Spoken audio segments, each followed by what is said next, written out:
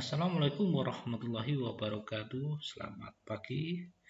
Semoga anak-anak tetap sehat dan semangat untuk belajar kimia.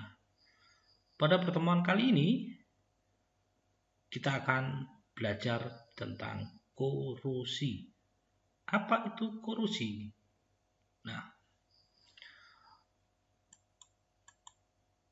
korosi itu adalah proses di mana logam itu mengalami kontak dengan air. Nah, ringkasnya semacam ini.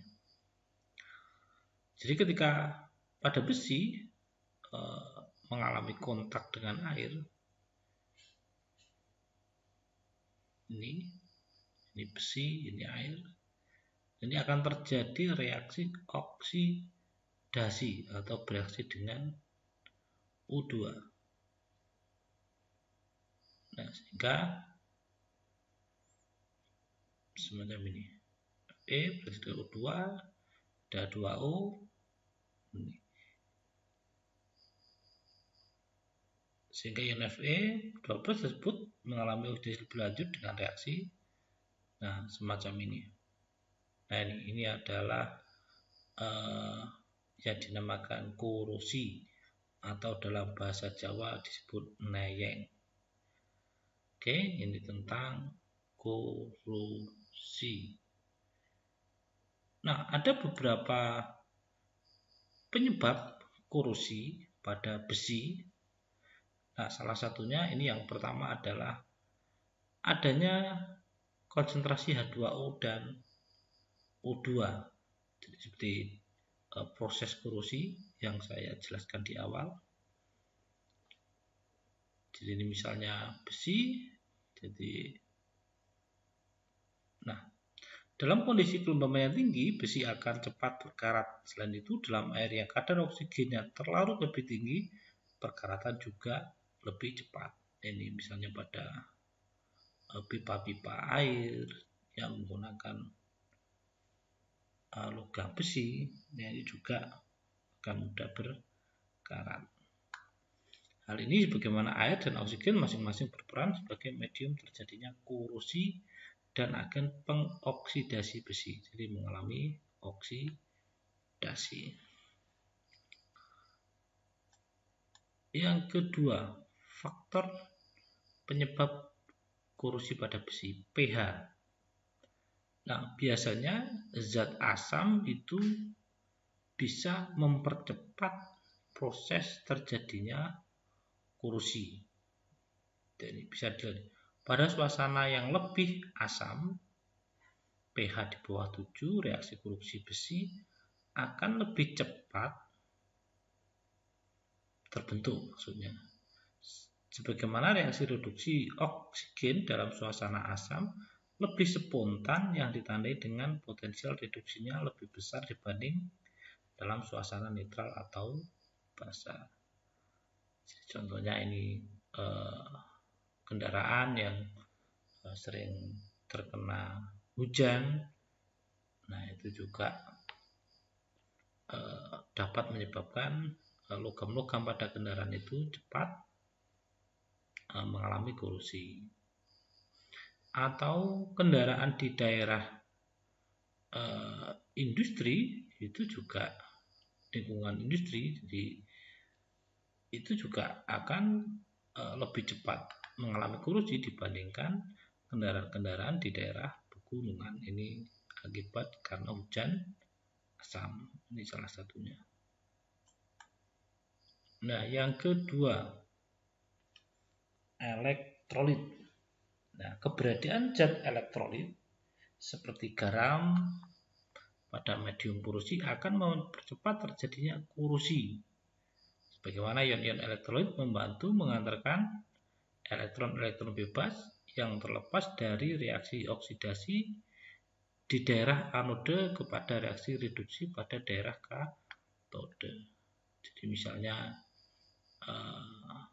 logam-logam atau kendaraan di daerah pinggir pantai, atau ini misalnya perahu di pantai, nah ini akan lebih mudah cepat mengalami korosi karena adanya garam yang ada di laut atau NaCl.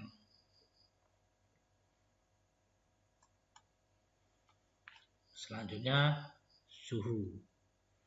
Nah, ini suhu juga berperan terhadap penyebab korosi. Jadi ketika suhu tinggi juga akan mempercepat terjadinya korosi. Jadi laju reaksi meningkat seiring bertambahnya suhu.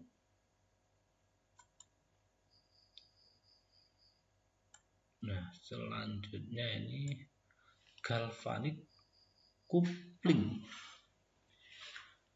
Bila besi menempel pada logam lain yang kurang reaktif, maka tidak mudah teroksidasi, potensial reduksinya lebih positif, maka akan timbul beda potensial yang menyebabkan terjadinya aliran elektron dari besi ke logam kurang reaktif. Hal ini menyebabkan besi akan lebih cepat mengalami korosi dibandingkan tanpa keberadaan logam kurang reaktif. Efek ini disebut juga dengan efek galvanic coupling. Contohnya ini ilustrasinya. Jadi ketika Fe nempel pada seng dan Fe ini akan lebih awet karena yang akan mengalami korosi adalah seng. Nah, gejala galvanic coupling di sini seperti ini. Jadi misalnya besi menempel pada Cu. Nah, ini Fe ini akan lebih cepat mengalami korosi dibandingkan jika Fe tidak bergandengan atau menempel pada Cu. Nah, ini. Oke, kita lanjutkan tentang pencegahan korosi. Nah, setelah kita bahas tentang faktor-faktor yang menyebabkan terjadinya korosi, nah sekarang kita coba memberikan solusi bagaimana korosi itu bisa dicegah. Langkah pertama yaitu mengecat, artinya melindungi permukaan logam dengan cat. Kenapa? Agar tidak terjadi kontak langsung besi dengan oksigen atau air. Tetapi kelemahannya pengecatan semacam ini jika tergores atau terkelupas, maka proses korosi akan terjadi lagi dan menyebar di bawah cat yang masih utuh. Jadi kalau mengelupas ini terjadi korosi di bawah cat di dalam. Nah, ini contoh yang menggunakan teknik ini adalah pada kapal, jembatan, mobil, pada pagar, pagar logam. Contoh yang kedua, dibalut plastik. Nah, intinya pencegahan korosi itu mencegah adanya kontak langsung dengan air atau udara. Nah, ini air dan O2 tentunya yang berada di udara. Nah, contoh seperti yang dibungkus plastik. Nah, ini perlengkapan ini untuk mencegah terjadinya korosi. Tentunya yang dibalut plastik adalah logam-logam yang ukurannya kecil, dan tidak mungkin juga untuk logam-logam yang besar itu caranya dibalut plastik. Jadi menyesuaikan. Misalnya tower, nggak mungkin tower itu dibungkus plastik. Oke, lanjut. Pelapisan dengan krom atau chromium plating. Krom berfungsi sebagai lapisan pelindung sehingga besi yang dikrom akan menjadi mengkilap. Chromium plating dilakukan dengan proses elektrolisis. Krom dapat memberikan perlindungan meskipun lapisan krom tersebut ada yang rusak. Cara ini umumnya dilakukan pada kendaraan bermotor, misalnya bumper mobil. Jadi ini intinya hampir sama dengan pengecatan, cuma bahan yang digunakan adalah kromium. Jadi prosesnya lebih rumit dibandingkan dengan pengecatan.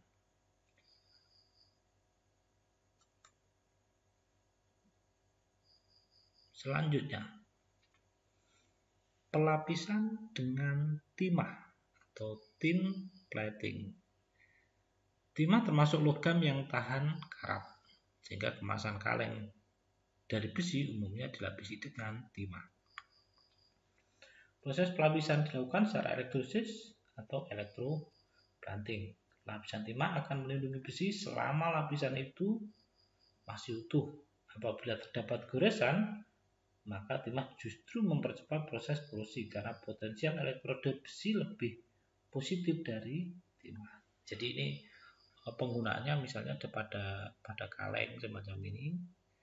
Jadi besi dilapisi dengan timah.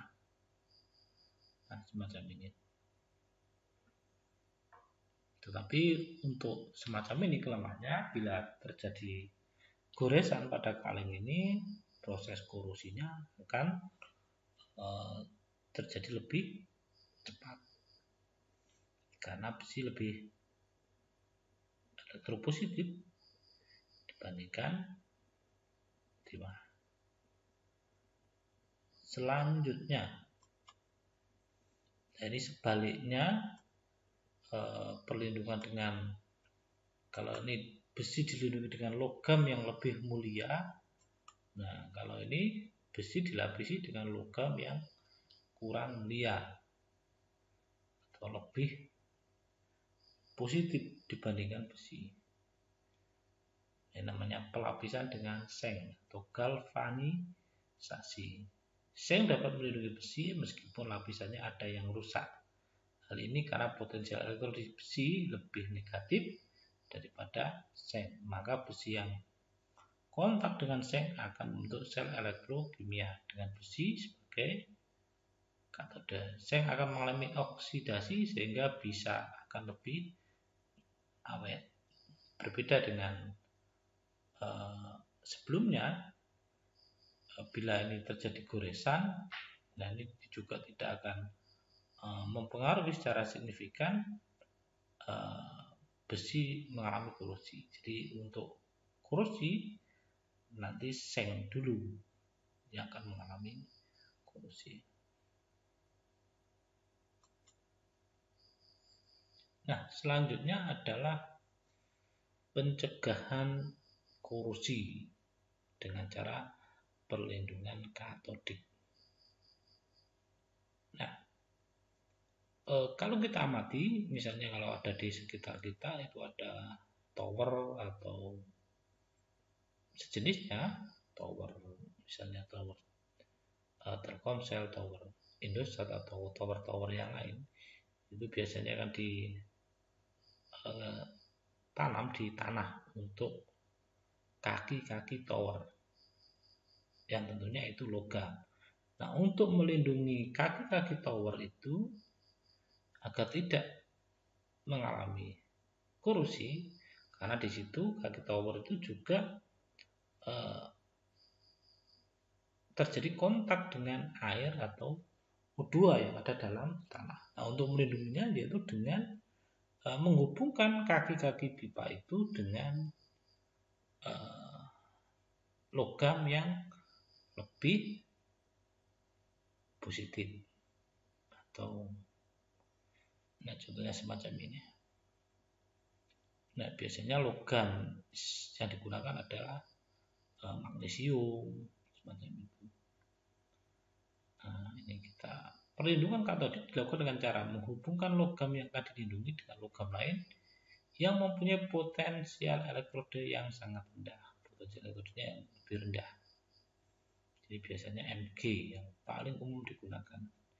Jadi sini nanti ada bak pasir, biasanya di situ ada Mg. Di kaki ini dihubungkan di Mg. Ketika terjadi oksidasi, logam yang dilindungi akan segera menarik elektron dari logam pelindung. Sehingga oksidasi akan berlangsung pada logam pelindung tersebut. Oleh karena logam pelindung teroxidasi, maka lama-kelamaan dapat habis dan harus selalu diganti dengan yang baru secara periodik. Sehingga kita nggak perlu mengganti kaki-kaki tower. Tentunya ini akan juga membutuhkan biaya yang besar. Yang kita ganti hanya ini magnesium yang kita ganti secara berkala. Oke, itu tentang korosi. Kita akhiri, tapi sebelum kita akhiri, sekali lagi jangan lupa subscribe channel ini dan like, share, dan jangan lupa tombol lonceng. Oke, terima kasih. Assalamualaikum warahmatullahi wabarakatuh.